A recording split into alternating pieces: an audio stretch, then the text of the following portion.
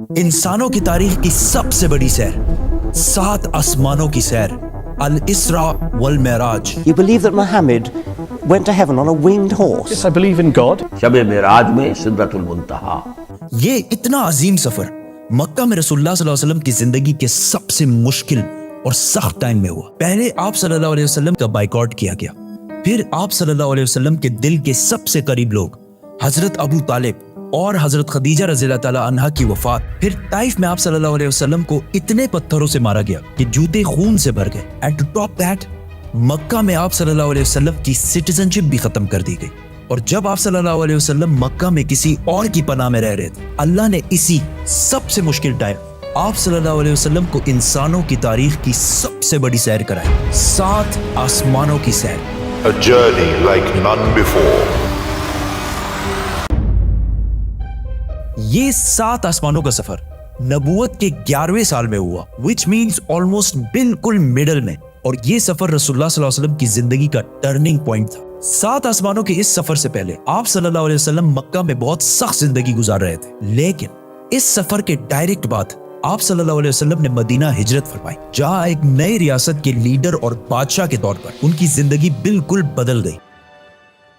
एक दिन मक्का में आधी रात को जिब्राईल अलैहिस्सलाम आप सल्लल्लाहु अलैहि वसल्लम को बुराक पर मक्का से जेरूसलम बैतुल मुक़द्दस की तरफ ले गए। ये बुराक नाम बर्क से निकला है, जिसका मतलब है लाइटनिंग, और हो सकता है इसका ये नाम इसकी लाइटनिंग स्पीड की वजह से इसको मिला हो। बैतुल मुक़द्दस में आप सल्लल्लाहु अलैहि वसल्लम ने सारे पैगंबरों की इमामत की, और वहां से जिब्राईल अलैहिस्सलाम के साथ आप सल्लल्लाहु अलैहि वसल्लम पहले आसमान की तरफ रवाना हुए। पहले आसमान का दरवाजा इनके लिए खोला गया, और ये दरवाजा हमारे दरवाजों जैसा नहीं था। पहले आसमान में आप सल्लल्लाहु अलैहि वसल्लम की मुलाकात आदम अलैहिस्सलाम से हुई। उनके राइट साइड पर जन्नत के लोग और उनके लेफ्ट साइड पर जहन्नुम में लोग थे। आदम अलैहिस्सलाम यूनिवर्स के पहले इंसान और दुनिया के सारे इंसान इन्हीं की औलाद हैं, और आदम अलैहिस्सलाम का जिक्र कुरान में 25 दफा हुआ है। आप सल्लल्लाहु अलैहि वसल्लम ने उन्हें सलाम किया, उन्होंने सलाम का जवाब दिया, और आप सल्लल्लाहु अलैहि वसल्लम दूसरे आसमान की तरफ रवाना हुए। वहां उनकी मुलाकात ईसा और याह्या अलैहिस्सलाम से हुई। ईसा और याह्या अलैहिस्सलाम एक दूसरे के कजन्स थे, जिन्हें क्रिश्चियनिटी में जीसस और जॉन द बैप्टिस्ट कहा जाता है। ये दोनों पैगंबर आज से 2000 साल पहले रोमन एम्पायर के स्टेट फलस्तीन में पैदा हुए, और इन दोनों कजन्स की जिंदगी बहुत ही मुश्किल हालत में गुजरी। हजरत याह्या अलैहिस्सलाम को एक जालिम हुक्मरान ने शहीद कर दिया, और इनकी शहादत को आज भी लोग करबला में इमाम हुसैन की शहादत से कंपेयर करते हैं। इनके कजन ईसा अलैहिस्सलाम के साथ भी यही होने वाला था, लेकिन अल्लाह ने आखिरी टाइम उन्हें दुनिया से उठा लिया। कुरान में याह्या अलैहिस्सलाम का जिक्र 5 दफा हुआ है, और हजरत ईसा अलैहिस्सलाम का जिक्र 25 मरतबा हुआ है। आप सल्लल्लाहु अलैहि वसल्लम ने इन्हें सलाम किया, उन्होंने सलाम का जवाब दिया, और आप सल्लल्लाहु अलैहि वसल्लम तीसरे आसमान की तरफ रवाना हुए। वहां उनकी मुलाकात यूसुफ अलैहिस्सलाम से हुई। यूसुफ अलैहिस्सलाम आज से ऑलमोस्ट 3600 साल पहले फलस्तीन में पैदा हुए, एंड वी ऑल नो कि कैसे वो वहां से इजिप्ट, जो उस जमाने का सुपर पावर था, उसके वाइस रॉय मतलब बादशाह के बाद सबसे ताकतवर वजीर बने। ये ऐसे था कि आज कोई यूके का प्राइम मिनिस्टर बने। यूसुफ अलैहिस्सलाम का जिक्र कुरान में 27 मरतबा हुआ है, और ये वाहिद पैगंबर है जिनकी डिटेल्स कुरान में बाइबल से भी ज्यादा है। आप सल्लल्लाहु अलैहि वसल्लम ने उन्हें सलाम किया, उन्होंने सलाम का जवाब दिया, और आप सल्लल्लाहु अलैहि वसल्लम जिब्राईल अलैहिस्सलाम के साथ चौथे आसमान की तरफ रवाना हुए। वहां उनकी मुलाकात इदरीस अलैहिस्सलाम से हुई। इदरीस अलैहिस्सलाम दुनिया के पहले इंसानों में से थे। आदम अलैहिस्सलाम और शीत अलैहिस्सलाम के बाद इदरीस अलैहिस्सलाम को इंसानों का तीसरा नबी माना जाता है, और दुनिया में सबसे पहले जुल्म के खिलाफ जिहाद इन्होंने ही किया था। इदरीस अलैहिस्सलाम को दुनिया का पहला साइंटिस्ट भी समझा जाता है, क्योंकि उन्होंने पहली दफा दुनिया में पेन कलम यूज किया था। पहली दफा आसमान में स्टार्स और प्लैनेट्स की मूवमेंट को ऑब्जर्व करके इंसानों की जिंदगी आसान बनाई थी। इदरीस अलैहिस्सलाम का जिक्र कुरान में 2 मरतबा हुआ है। आप सल्लल्लाहु अलैहि वसल्लम ने इन्हें सलाम किया, उन्होंने सलाम का जवाब दिया, और आप सल्लल्लाहु अलैहि वसल्लम 5वें आसमान की तरफ रवाना हुए। वहां आप सल्लल्लाहु अलैहि वसल्लम की मुलाकात हारून अलैहिस्सलाम से हुई। जब मूसा अलैहिस्सलाम पैगंबर बने, तो उन्होंने अल्लाह से दुआ की कि मेरे भाई हारून को भी मेरे इस मिशन में शामिल करें। तो इस तरह हारून अलैहिस्सलाम भी पैगंबर बने।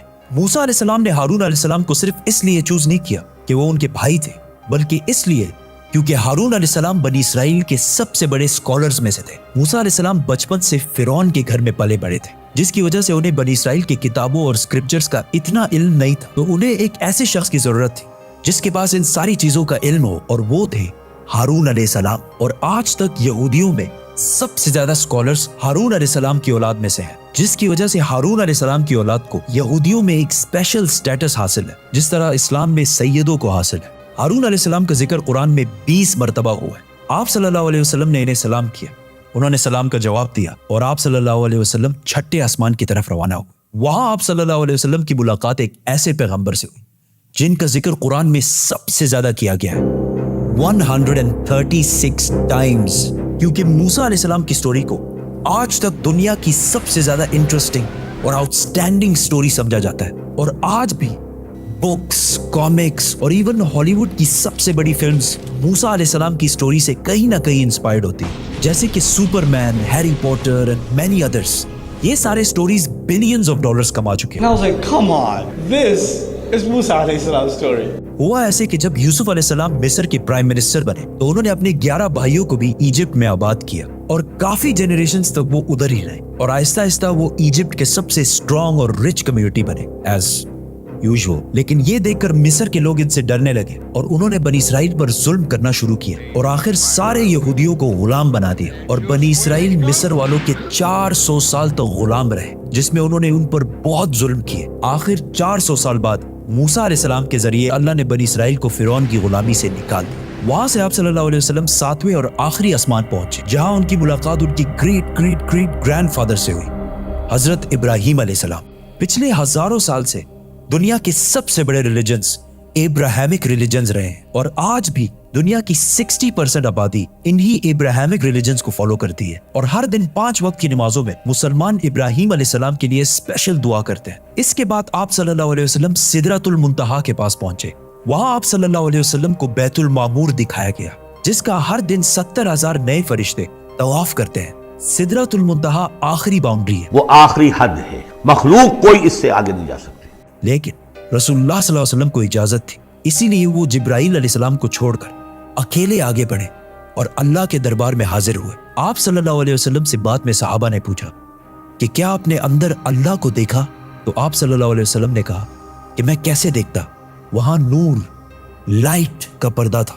یہاں اس اتنے عظیم سفر کا اصلی مقصد ظاہر ہوا۔ یہاں اسلام کا سب سے بڑا حکم مسلمانوں پر فرض ہوا، نماز، جو پچھلے 1400 سال سے پورے دنیا کے کونے کونے میں ادا ہو رہی ہے۔ اس سے پہلے نماز فرض نہیں ہوئی کیونکہ مکہ میں مسجد بنانا امپاسبل تھا، لیکن آسمانوں کے اس سفر کے بعد مسلمانوں نے مدینہ کی طرف ہجرت کی اور وہاں اسلام کی پہلی مسجد بنائی، اور اسی نماز کی وجہ سے مدینہ میں ایک ایسی ڈسپلنڈ اور مضبوط کمیونٹی بنی جس نے آگے جا کے کچھ ہی سالوں میں رومن اور پرشین ایمپائر، 2 بڑی سپر پاورز کو فتح کر لیا۔ اس وقت آپ صلی اللہ علیہ وسلم پر 50 نمازیں فرض ہوئی۔ جیسے ہی آپ صلی اللہ علیہ وسلم وہاں سے روانہ ہوئے، ان کی ملاقات موسیٰ علیہ السلام سے ہوئی۔ موسیٰ علیہ السلام نے ان سے کہا کہ آپ کی امت 50 نمازیں کبھی بھی ادا نہیں کر سکتی، تو آپ اللہ کے دربار میں واپس جائیں اور ان سے اسے کم کرنے کی ریکویسٹ کر۔ صحیح بخاری میں ہے کہ رسول اللہ صلی اللہ علیہ وسلم واپس گئے اور اللہ سے ریکویسٹ کی، جس پر اللہ نے نمازیں 50 سے کم کر کے 40 کر دی۔ آپ صلی اللہ علیہ وسلم واپس موسیٰ علیہ السلام کے پاس گئے تو انہوں نے کہا کہ 40 بھی امپاسبل ہے، واپس جا کر اللہ سے ریکویسٹ کریں کہ وہ 40 سے بھی کم کریں، اور اس طرح تھوڑا آنا جانا چلتا رہا اور آخر نمازیں 5 پر فکس ہوئی۔ لیکن موسیٰ علیہ السلام نے پھر آپ صلی اللہ علیہ وسلم کو کہا کہ آپ کی امت 5 نمازیں بھی دن میں ادا نہیں کر سکتی، لیکن آپ صلی اللہ علیہ وسلم نے کہا کہ اس کے بعد اللہ سے نمازیں اور کم کرنے میں مجھے شرم آتی ہے، میں 5 نمازوں پر راضی ہوں۔ آپ صلی اللہ علیہ وسلم کو اس سفر میں جنت، دوزخ اور گنہگار لوگوں کی سزائیں سب دکھائی گئی۔ آخر آپ صلی اللہ علیہ وسلم جیروسلم واپس بیت المقدس پہنچے اور وہاں سے واپس مکہ کی طرف روانہ ہوئے۔ راستے میں انہیں ایک قافلہ دیکھا جن کا ایک اونٹ ان سے بھاگ گیا تھا۔ جیسے ہی آپ صلی اللہ علیہ وسلم واپس مکہ پہنچے تو مکہ والے سارے سو رہے تھے، which means یہ سارا کچھ آپ صلی اللہ علیہ وسلم نے ایک ہی رات میں کیا تھا۔ اب یہ کیسے پاسبل ہے؟ آئنسٹائن کی تھیوری آف ریلیٹیوٹی کے مطابق What is time? Time is not absolute, Time is not absolute. جس کا مطلب ہے کہ اگر ایک شخص تیز موو ہو رہا ہے اور دوسرا اپنی جگہ پر کھڑا ہے تو یہ دونوں ٹائم کو بالکل ڈیفرنٹ محسوس کریں گے، اور اگر کوئی لائٹ کے سپیڈ کے قریب ٹریول کرے تو اس کے لیے ٹائم بہت ہی سلولی پاس ہوگا۔ And as we know، Buraq کا نام ہی اس کی لائٹننگ سپیڈ کی وجہ سے رکھا گیا ہے، اسی لیے آپ صلی اللہ علیہ وسلم کے لیے یہ رات بہت لمبی تھی، और बाकी सारों के लिए ये एक नॉर्मल रात थी। जैसे ही आप सल्लल्लाहु अलैहि वसल्लम मक्का वापस पहुंचे, उनको पता था कि अगर वो ये सारी बातें मक्का वालों को बताएंगे तो मक्का वाले उनका बहुत मजाक उड़ाएंगे। लेकिन आप सल्लल्लाहु अलैहि वसल्लम ने सारों को क्लियरली कंप्लीट स्टोरी सुना दी, जिसकी वजह से मक्का वालों ने उनका बहुत मजाक उड़ाया और आप सल्लल्लाहु अलैहि वसल्लम से बैतुल मुक़द्दस के बारे में क्वेश्चंस पूछने लगे, क्योंकि उनको पता था कि इससे पहले आप सल्लल्लाहु अलैहि वसल्लम बैतुल मुक़द्दस कभी भी नहीं गए। लेकिन उसी टाइम आप सल्लल्लाहु अलैहि वसल्लम की मेमोरी को और स्ट्रॉन्ग करने के लिए अल्लाह ने बैतुल मुक़द्दस को आप सल्लल्लाहु अलैहि वसल्लम के सामने पेश किया, इसी तरह जिस तरह आप इस टाइम ये वीडियो देख रहे हैं। मक्का वाले आप सल्लल्लाहु अलैहि वसल्लम से बैतुल मुक़द्दस के बारे में पूछते रहे और आप सल्लल्लाहु अलैहि वसल्लम उनके हर बात का जवाब देते रहे, जिससे वो सारे बिल्कुल शॉक हो गए। आप सल्लल्लाहु अलैहि वसल्लम ने उन्हें उस काफले का भी बताया जिसका ऊंट भाग गया था और उसके थोड़ी ही देर बाद वो काफला भी पहुंच गया, और उन्होंने कहा कि ये सब कुछ सच है, जिससे मक्का वाले और भी शॉक हो गए। लेकिन ये ऐसा वाकया है कि जिसे आज भी और उस जमाने में भी मानना बहुत ही मुश्किल था, जिसकी वजह से कुछ कमजोर ईमान वाले मुसलमान भी इस्लाम से फिर गए और आप सल्लल्लाहु अलैहि वसल्लम के दोस्त जिन्होंने आप सल्लल्लाहु अलैहि वसल्लम को पनाह दी थी, उन्होंने भी आप सल्लल्लाहु अलैहि वसल्लम की बात नहीं मानी। लेकिन जब अबू बकर रज़ियल्लाहु ताला अन्हु को इसका पता चला तो उन्होंने कहा कि अगर रसूलुल्लाह सल्लल्लाहु अलैहि वसल्लम ने कहा है तो ये यकीनन बिल्कुल सच बात होगी, जिस पर उनका नाम उस दिन से अबू बकर सदीक पड़ा। ये सफर कोई मामूली सफर नहीं था, बल्कि इसने इस्लाम की सख्त दिन खत्म करके इस्लाम के उरूज के दिन शुरू किए, और इससे अगले ही साल मदीना से 72 लोग आप सल्लल्लाहु अलैहि वसल्लम को अपने बादशाह और लीडर के तौर पर मक्का से मदीना की तरफ ले जाने के लिए आए। सब्सक्राइब।